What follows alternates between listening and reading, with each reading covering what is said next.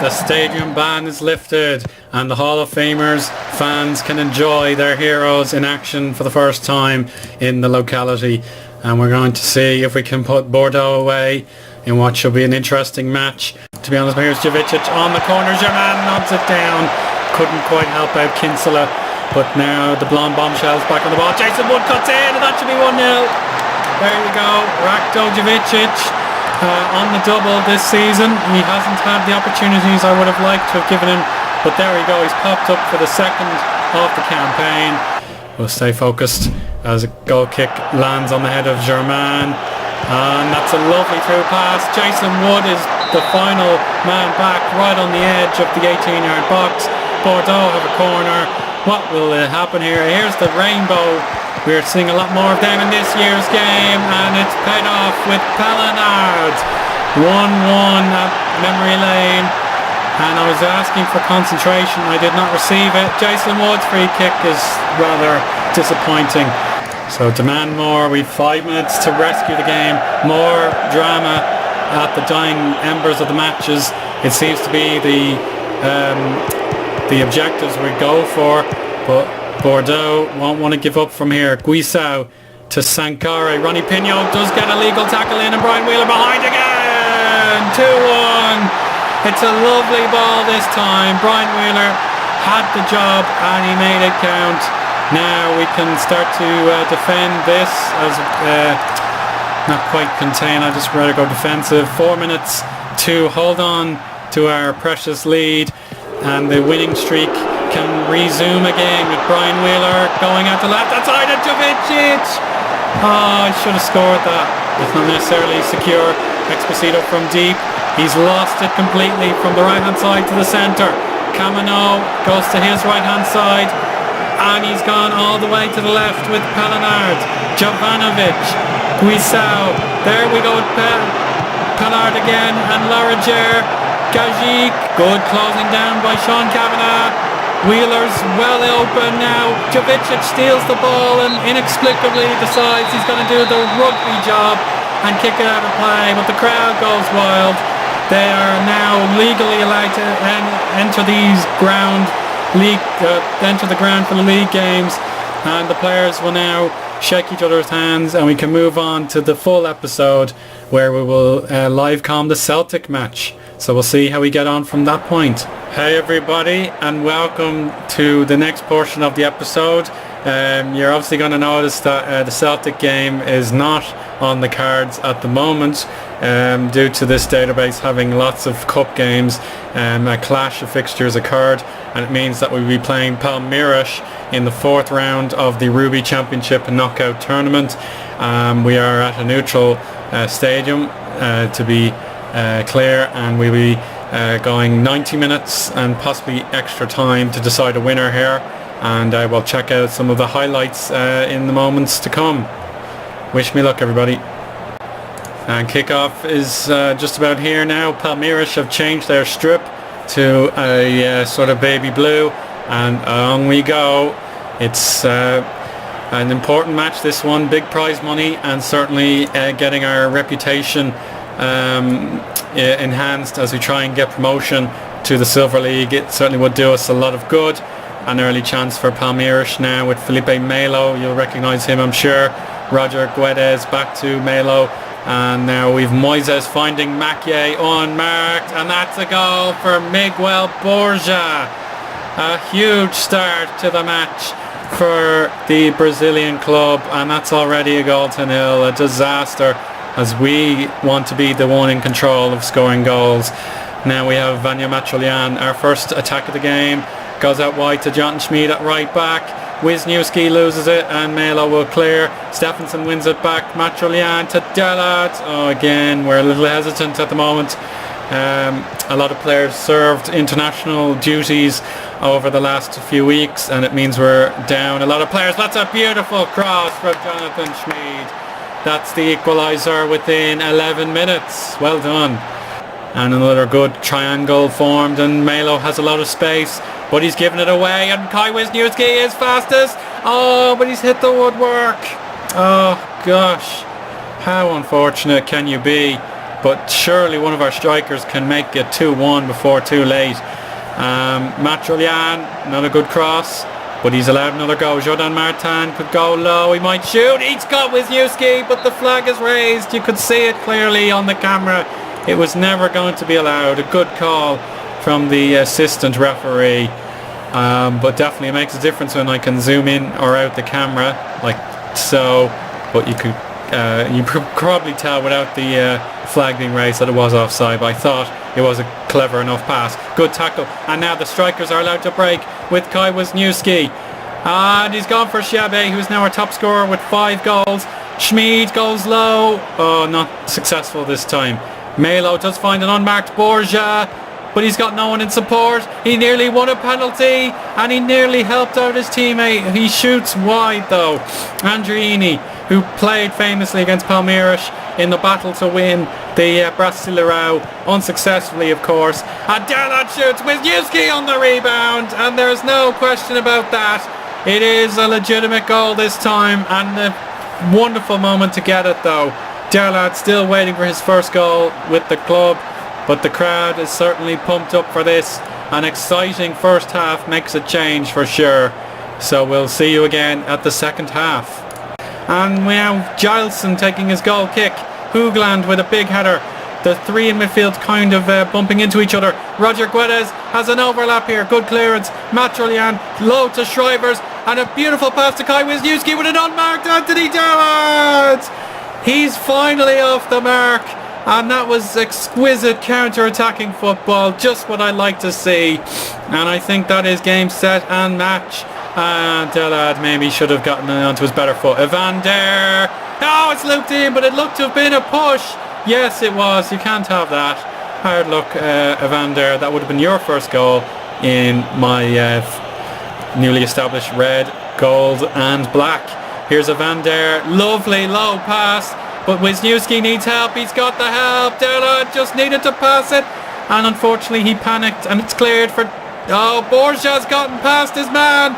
Saved by Andreini. And he's forced to clear it on short notice as well. Derlard backpedaling, no success. Bianchetti, Schmid, Cisse with a difficult technique, and that should be full time. There you go.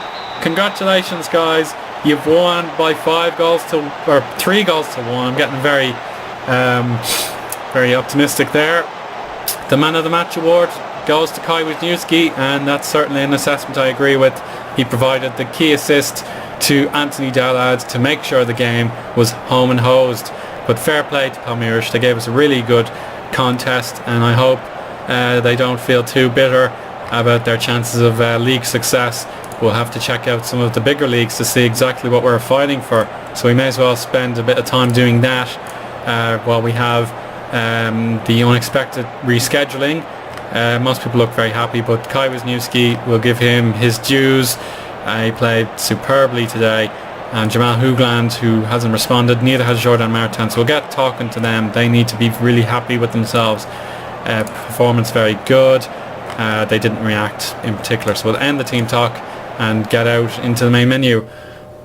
So other results from the third round of games: Barcelona 2, Monterrey, our rivals in the Bronze League, 0, Lech Poznan 0, Kaiserslautern 1, and a penalty shootout was the outcome between Getafe and Sunderland, but it was the Spanish club that got the result.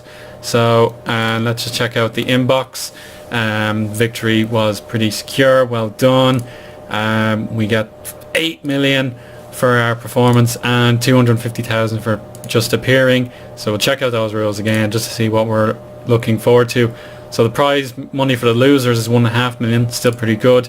But it's going to get really, really crazy money now. 12 million for the win here, then 15. So we're basically compensating for no Champions League. We got 19 million there. The semi-final, 25 million. If you're unlucky to lose that, you don't get any money apart from that loser pot. And then for winning the whole thing, you get 15 million plus 2 million for appearing in the final.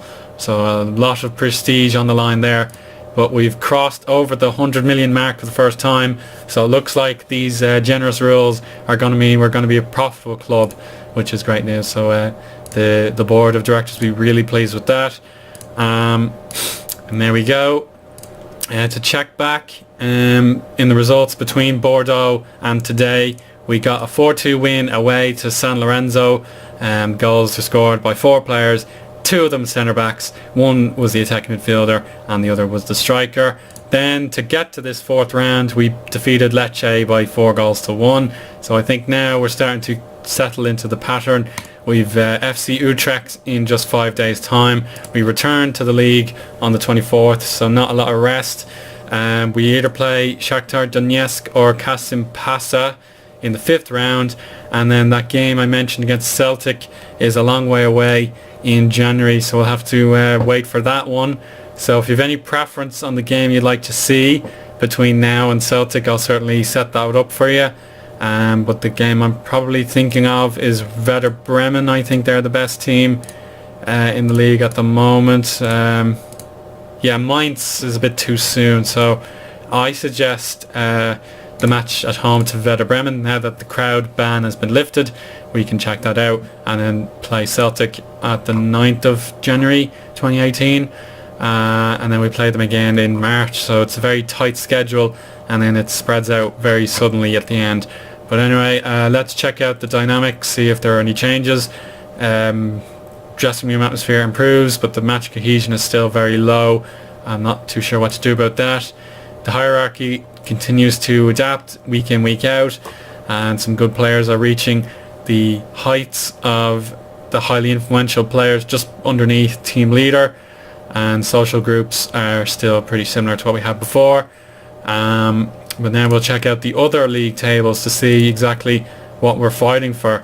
So in the Diamond League, it looks pretty stable, but it is Real Madrid on top of the world there. Liverpool were once the runaway leaders, but they've fallen way back, and we can now expand this just to be fair. Down in the bottom half, you've got Bayern Munich, Paris Saint-Germain and Manchester City, so very unlikely fortunes for them. We've got Arsenal, Inter Milan, Monaco and Sevilla in the playoff relegation spots, and as things stand, Borussia Dortmund and FC Porto will be going down to the Platinum League. So very good performances from Benfica and Spurs and Napoli in particular. They shouldn't be that high if the predictions are anything to go by. And you can see the season preview at Real Madrid on top. They had Tottenham 12th, Dortmund 14th, Napoli 16th and Porto 19th and Benfica 20th. So Portuguese clubs having mixed fortunes at the moment, and I'm sure that could change as things go by. We'll move down now to the Platinum League. Valencia and Roma are contesting the automatic promotion battle, but don't rule out a lot of those teams in the top 10 for sure, but no sign of a club from outside Europe getting into that spot. But Anderlecht and Las Palmas are in the gravest of danger at the moment, and they're a long way off, particularly Anderlecht, who are struggling to win, and they're only getting a few draws here and there. Move down now to the Golden League, and we'll see, this is where the South Americans are starting to profit. We've got our rivals for today, Palmeiras in 8th place, but River Plate and Sao Paulo are top of the pops there. Shakhtar Donetsk are just behind, representing Europe as best they can. Hoffenheim in 6th. Santos and Gremio doing very well there. Everton, not too impressive there, but they could change their fortunes as they're hard to beat. But then again, so are Real Sociedad, I think that is, yeah. They're only defeated once, very impressive, and they have a lot of games in hand, so they must be busy. So they could be top of the league before you know it. Let me see, in the relegation zone, Boca Juniors and Atletico Mineiro and Chivas, Guadalajara as well, kind of struggling. So we're going to lose a lot of South American and North American teams if things are going to swap around so drastically. And then the league we're trying to reach next season has Cologne well on top at the moment, but don't rule out Torino or Celta Vigo. Newcastle would love another promotion, but Tigres could use their games in hand wisely. Real Betis also needing success. Pumas are in the relegation zone but have games in hand, and sadly Vasco da Gama are poised to be relegated as things stand, so it means we will not play our former friends in the Pentagon Challenge if we are lucky enough to be promoted. This is what our league table looks like. Just to conclude, we've only played the 8 league games and have a very strong record so far, but only second place is realistic at the moment because Celtic have won 9 out of 11, so we can only match that, and our goal difference will need to improve considerably. We've got good teams above us, even though we've beaten Sassuolo in competition. They're above us with 12 games played.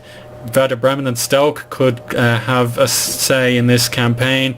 And then the massive playoff relegation places are occupied from Frankfurt in 9th all the way down to Atalanta in 16th, and definitely there'll be plenty of swapping and changing, but Monterrey, I would fancy them to get out as soon as possible. The relegation zone looks like this, very, very narrow margins at the moment. 8 points for 10 games for Coruña, 13 for Bordeaux, and 11 played by Copenhagen. And then Red Bull Salzburg only recently got a victory in their surprise victory over Mainz, so they need to hurry up or else Red Bull will be going down in this universe. The top goal scorers at the moment are Duvan Zapata of he's joining permanently, I think, to Sampdoria, and then we have Club Bruges' Abdoulaye Diaby with 7 goals, and the Player of the Match Awards, Ratko Jovicic is our name in second place there. Most clean sheets is Jack Butland on 6. We need to compete with that. The best average rating is Matteo Politano of Sassuolo, and then we have Stuart Armstrong of Celtic there. Most assists, Marko Nartovic on 7, and then the most yellow cards is Guido Donati, who plays for Mainz. So I think we can wrap up the episode there, everybody. We can talk in greater detail about other aspects of the club next time around, but I think we can enjoy a little bit of a breather this episode and just make sure we carry on our good fortune. So we'll tune in next time. If you have a preference for the next game, it's optimistic for me to ask, but if you do, please leave a comment and I'll be sure to take that into consideration. So thank you for watching. Goodbye for now, everybody.